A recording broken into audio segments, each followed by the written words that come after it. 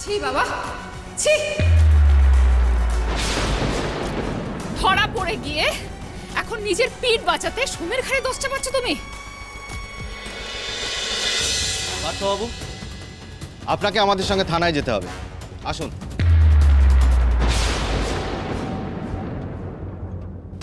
দাঁড়ান অফিসার। আচ্ছা, এখানে কে কে দেখেছে যে আমি চুরি করেছি? ওই কথা বলছেন আপনি? শরীরে কি বিন্দুমাত্র লজ্জাটুকু নেই নাকি? আপনারই ঘরের দেওয়াল ভেঙে সবার সামনে গয়না উদ্ধার হলো, তারপর আপনি বলছেন যে আপনি চোর নন। তাতে কি প্রমাণ হলো যে আমি চুরি করেছি?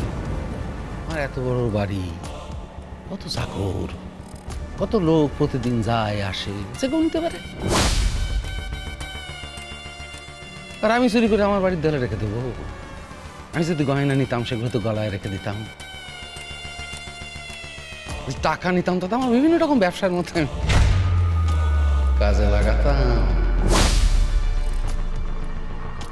আমি জানি অফিসার, এ কাজ কে করেছে। একে সে করেছে যে আমার সঙ্গে অনেক দিন ধরে শত্রুতা পুষে রেখেছে, তাই আমাদের ফাঁসাতে চাইছে। প্রথমে টাকা গয়না এগুলো চুরি যাওয়ার অভিনয় করলে,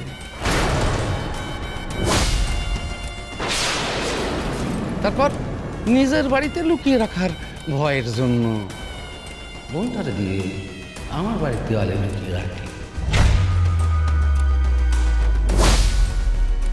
তারপরে এমনই যেন হঠাৎ করে খুঁজে পেলে একটা কাঁচা খেলা হয়ে গেল না? সব হিসেব তো পর পর মিলে যাচ্ছে। ছি বাবা, ছি।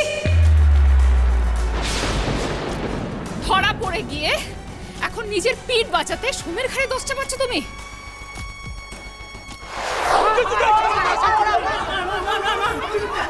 দাঁড়ান আপনারা, দাঁড়ান।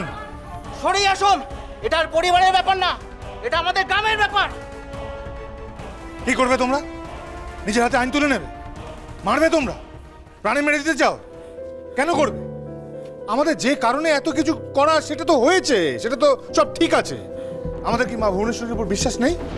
নেই, আছে কি নেই? আমরা তো শুভ কাজ করতে যাচ্ছি, সেই শুভ কাজটা যাতে ভালোভাবে সম্পন্ন হয় সেই প্রার্থনা করো।